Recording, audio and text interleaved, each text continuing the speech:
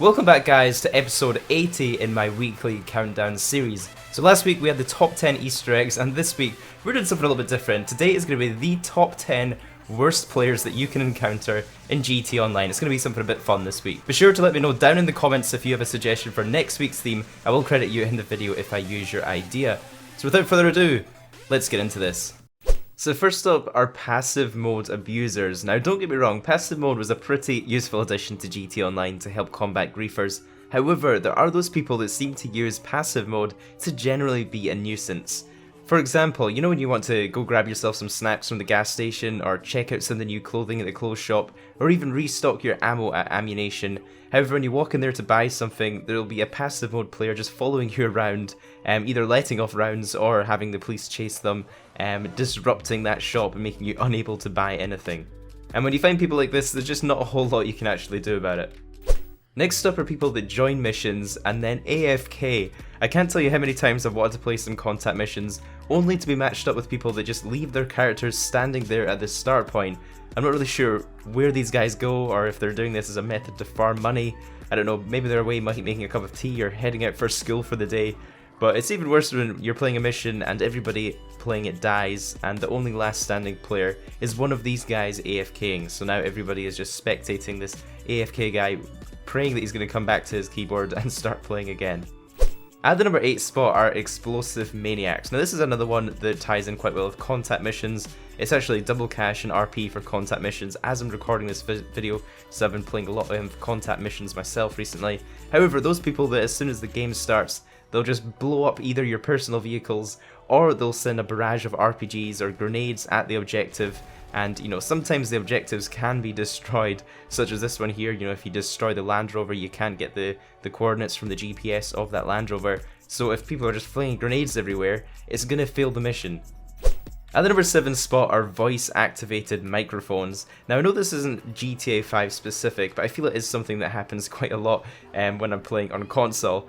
But have you guys noticed when you join a lobby and someone has their microphone on voice activated? Usually you can always tell because you can hear their TV noises back at you, or you can even hear the background noise of what's happening in their house from their microphone. You know, it could be something like their parents asking them to do their homework, telling them their dinner's ready. You know, I feel like I've heard it all these days. So for the love of God guys, please mute your microphones when you're playing. Next up are people that blow up your CEO crates. Now I get it, you know, this is part of the mechanics of the game. It's set out this way to make us run crates in a public lobby for a reason, and it kind of broadcasts it to everyone in the lobby. But people that go out of their way time and time again to blow up your crates, those guys are just kind of douchebags. There's actually no real incentive for other players to do this. I think you only get something like $2,000 for destroying someone's crate. And especially if they're selling their supplies, you know, that's something they've spent hours and hours collecting, and you're just destroying one of their money-making methods for just a very, very small, measly payout. There's basically no reason to do this. So I felt like I had to just put this one in this countdown because, you know, the people that go after the CEO crates, those people could just run crates themselves and make even more money than they would from, you know, taking money away from other innocent players. At the number 5 spot are personal vehicle destroyers. And this is another thing I understand, it's part of the mechanics in the game to blow each other up and shoot each other. This is Grand Theft Auto after all. But some people will continuously go after your personal vehicles, and for no other reason than to just be a troll. You know, it could happen at the start of like a contact mission, or just when you're driving around innocently around the map in a free roam session. Sometimes these guys will even go as far as camping outside of your apartment, waiting for you to leave, or even sitting outside Los Santos Customs waiting for your brand new ride to pop out and have some proximity mines or something waiting for you in the car park. Now thankfully the vehicle repair cost does go to them if they blow up your vehicle. However, most of these guys doing this probably have billions of modded money, so you know, these guys can afford to blow you up all day. And it's just still a bit of a hassle having to, you know, call up Mors Mutual Insurance, retrieve the vehicle again when this happens. At the number 4 spot are griefers. Now these come in a few different forms. Generally the try-hard starter kit is, you know, the bulletproof helmet or the black tactical outfit and an assault shotgun in hand. And these are the people that kind of treat free roam as a huge big death match. They'll blow you up outside Los Santos Customs. Quite often they're camping up in the sky in a Hydra jet, just raining rockets at you, or even those explosive rounds that are pretty lethal. And have you noticed, if these guys ever get shot down, they're going to be the ones that are straight into passive mode. Or even worse still are the suiciders, you know, these people that as soon as they take a bit of damage, they'll just commit suicide to prevent you from getting that kill.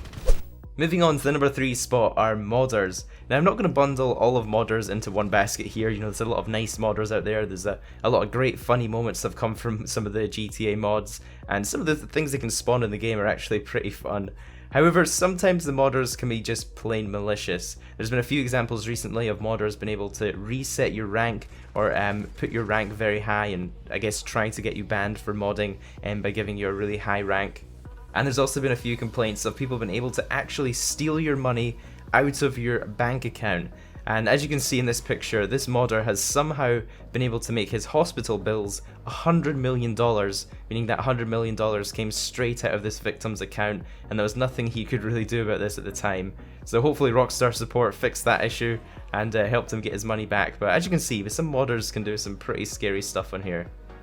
At the number 2 spot are heist randoms.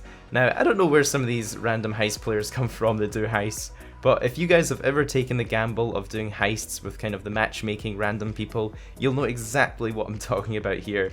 But I swear, heists contain some of the worst players in GT Online. And I get that not everybody knows how to do heists before they pop in heists, maybe they'll be going in for the first time, but the amount of people that I get in here that are just in it for trolling is insane, you know, all the people that leave halfway through a heist or, you know, blow up your personal vehicles during the heist or just run you over. There's just so many nightmare situations I've had from doing this, and it's prevented me from ever doing heists with randoms again. At the number 1 spot, and this is well deserving of the number 1 position of the worst players in GT Online, and that are people that troll in races.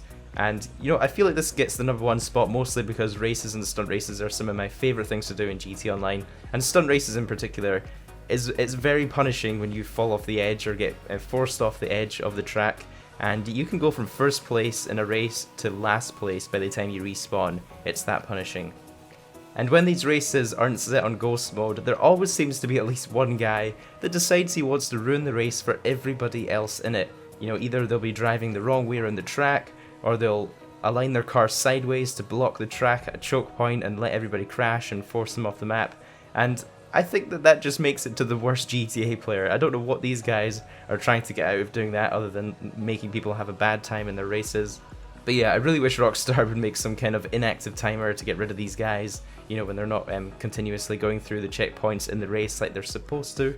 So yeah, that's probably my least favourite GTA player. Be sure to let me know down in the comments what your kind of least favourite player is in GTA Online, if you have any horror stories of things that have happened while you're playing GTA. If you watched this video right to the end, I'd really appreciate if you could take a few seconds to leave it a like, and also subscribe. I do a new countdown every single week. Have an awesome weekend, guys, and I'll catch you in the next one. Flipping cars, I did the scene. Flipping heist, yeah, with the team. You know me, got the antidote. I spit it sick up in Los Santos. Dodging missiles, dodging bullets. Coming at me now, tell me to